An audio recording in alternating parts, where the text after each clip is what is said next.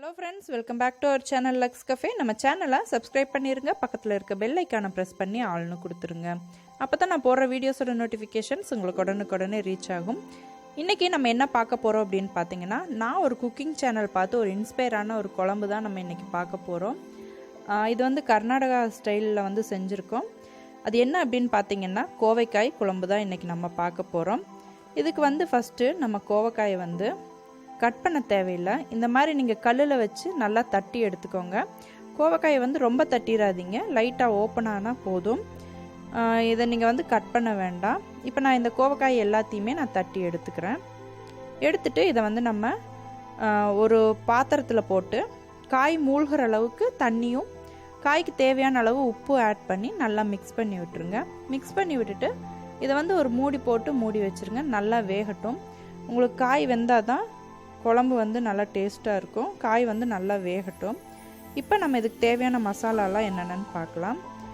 இப்போ பார்த்தீங்கன்னா மசாலாவுக்கு தேங்காய், வரமிளகா, புளி, மஞ்சள், சீரகம், மல்லி இது எல்லாத்தையுமே எடுத்துருக்கோம். நம்ம இது எல்லாத்தையுமே வந்து பச்சையாகவே ஒரு ஜாரில் எல்லாத்தையும் ஒன்றா ஆட் பண்ணி ஃபஸ்ட்டு ஒரு கோர்ஸாக அரைச்சிட்டு நல்லா தண்ணி ஆட் பண்ணி மை மாதிரி அரைச்சி எடுத்துக்கோங்க. இப்போ பார்த்தீங்கன்னா நமக்கு காய் வந்து நல்லா வெந்திருக்கு. நம்ம அரைச்சி வச்சுருக்கோம் இல்லையா, அந்த மசாலாவை வந்து இப்போ நம்ம இதில் ஆட் பண்ணிக்கலாம். இந்த மசாலாவுக்கு நீங்கள் வந்து வெங்காயமோ வெள்ளைப்பூடோ எதுவுமே ஆட் பண்ண வேண்டாம். இவ்வளோ மட்டும் ஆட் பண்ணுங்கள், ரொம்ப டேஸ்ட்டாக இருக்கும்.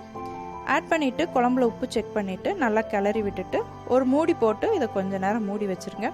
குழம்பு பச்சை வாசம் போகிற வரைக்கும் நல்லா கொதிக்கட்டும். இப்போ பார்த்தீங்கன்னா உங்களுக்கே தெரியும், குழம்பு வந்து நல்லா கொதிச்சிட்ருக்கு. இதுக்கு தாளிக்கிறதுக்கு என்ன அப்படின்னு நம்ம இப்போ பார்க்கலாம். நான் வந்து அதுக்காக ஒரு இரும்பு வடைச்சட்டி, சின்ன வடைச்சட்டி வந்து அடுப்பில் வச்சுருக்கேன். இதில் கொஞ்சமாக நான் தாளிக்கிறதுக்கு தேங்காய் எண்ணெய் வந்து ஆட் பண்ணிக்கிறேன். இப்போ பார்த்திங்கன்னா எண்ணெய் நல்லா சூடாக இருக்குது. கடுகு ஆட் பண்ணிடலாம். கடுகு பொரிஞ்சதையுமே கருவேப்பிலையும் வரமிளகாயும் நம்ம இது கூட ஆட் பண்ணிக்கலாம். இப்போ பார்த்திங்கன்னா எல்லாமே நல்லா பொரிஞ்சிருச்சு. இப்போ நம்ம குழம்பு கொதிச்சிட்ருக்கு இல்லையா, இதில் ஆட் பண்ணிடலாம். இப்போ பார்த்தோன்னா நமக்கு குழம்பு வந்து ரெடி ஆயிடுச்சு. இதுவும் நீங்கள் சூடான சாதத்தோட அது மேலே கொஞ்சமாக தேங்காய் எண்ணெய் விட்டுட்டு சாப்பிட்டு பாருங்கள். உண்மையாகவே ரொம்ப ரொம்ப டேஸ்ட்டாக இருக்கும். இதை மறக்காமல் உங்கள் வீட்டில் ட்ரை பண்ணி பாருங்கள். ட்ரை பண்ணி பார்த்துட்டு எனக்கு எப்படி இருந்துச்சுன்னு சொல்லுங்கள் ஃப்ரெண்ட்ஸ். அன்டில் தென் பாய்.